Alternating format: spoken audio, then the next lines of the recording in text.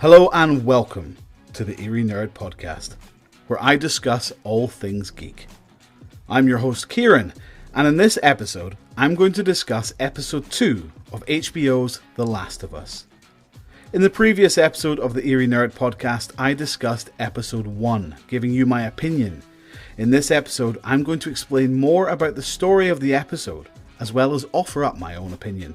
So sit back and relax as we delve into the episode 2 of HBO's The Last of Us. Be mindful this episode contains spoilers to the second episode of HBO's The Last of Us. Episode 2 aired on Sunday the 22nd of January in America and was available to stream on Now TV on Monday the 23rd in the UK and was watched by a whopping 5.7 million viewers on Sunday alone. This puts it up 22% over the premiere episode. The episode started in Jakarta, Indonesia in 2003, where a lecturer was enjoying some lunch in a busy, full restaurant. Suddenly, some soldiers come in and take her away. They explain to her that they need her to look at something they don't understand. She looks at a specimen of the cordyceps fungi, and the soldiers explained it's come from a human, to which the lecturer replies that cordyceps cannot survive inside of a human. She goes to a morgue and examines a woman's remains and discovers that roots are emerging from her mouth, and they were growing. Clearly shaken, the soldier speaks to the lecturer afterwards, explaining that the deceased woman was from a flour and rice factory where she was bitten, and that 14 other members of staff were missing, and that they had no idea where they were. He asks the lecturer what she thinks they should do, and she replies they should bomb the city. With the words from the lecturer still ringing in our ears, we then go back to our trio of intrepid survivors, Joel, Ellie and Tess, who's played by Anna Torv from Fringe and Mindhunter, who are held up in a salon where it's obvious they spent the night. Joel is still very wary of Ellie and does not trust her, whereas Tess tries to convince him that she should be fine and to look at it as a job in order to get their car battery back. Soon they're on the road again, through a destroyed Boston, and soon happen across a road full of infected who appear to be asleep. As the sun begins to rise over the desolate city and hit the road, the infected try their best to roll away from it, much like a mushroom would do in the wild, as some like dark and wet environments to thrive. Ellie suggests that all the infected are connected, and Tess then explains to Ellie that if you were to step on a patch of cordyceps in one part of the city, it would wake dozens in another part. They're connected. More than you know. The fungus also grows underground. Long fibers like wires, some of them stretching over a mile.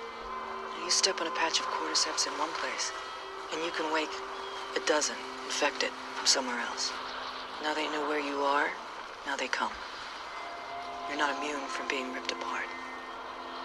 You understand?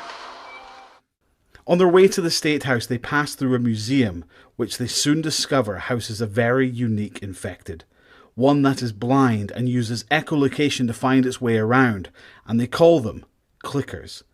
It is the first time we get to see them in the flesh, and they are just as terrifying as they were in the game, maybe more so.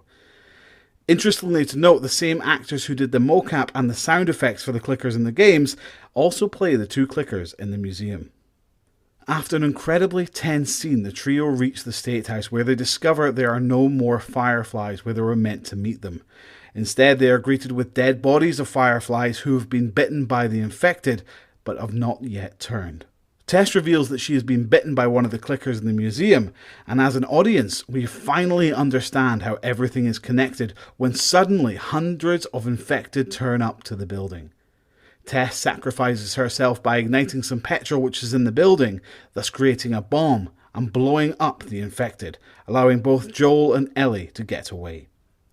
In this episode, the creators were able to do something which was mind-blowing and create sets which felt real, and they looked incredible.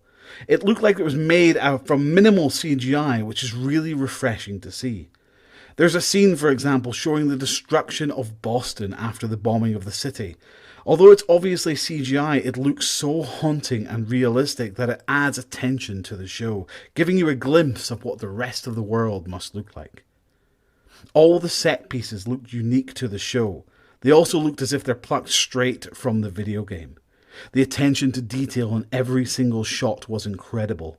For example, in the salon, Ellie is asleep on a large piece of grass which is formed beneath a large hole in the ceiling, which is open to the elements.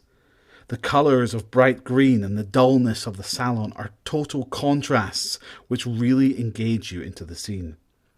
As the trio pass what looks like a massive crater in the ground, Ellie asks what's caused the hole, and Joel responds it was the bombs, which indicate that the only option the world saw was to bomb the big cities in an attempt to quell the virus. The museum scene is one of the most tense scenes I've ever seen in any TV series. Although I knew the outcome, it was still terrifying seeing the infamous clickers for the first time, which was really well done.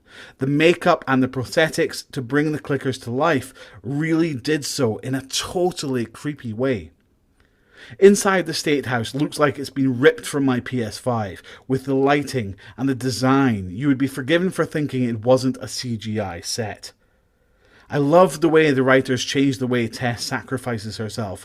While I love the way it happened in the game, the scene just wouldn't really translate to screen, as it would be too boring for them to have a shootout straight after Tess's demise. So I think it works. In conclusion, I am very impressed with episode 2 of the show, and if this is the calibre that the episodes are going forward, then we're certainly not going to be disappointed. Thank you very much for listening to this episode of the Eerie Nerd Podcast. If you enjoyed this episode, consider subscribing to my YouTube channel. And did you know that I've also got a Patreon where you can subscribe to £3 a month and you'll get a shout out on every single video, podcast and live stream, and all the money will be going back into the channel and Eerie Earth.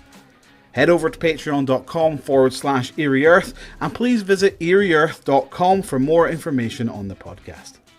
Join me next time on the Eerie Nerd Podcast, and thank you very much for listening. Bye-bye for now.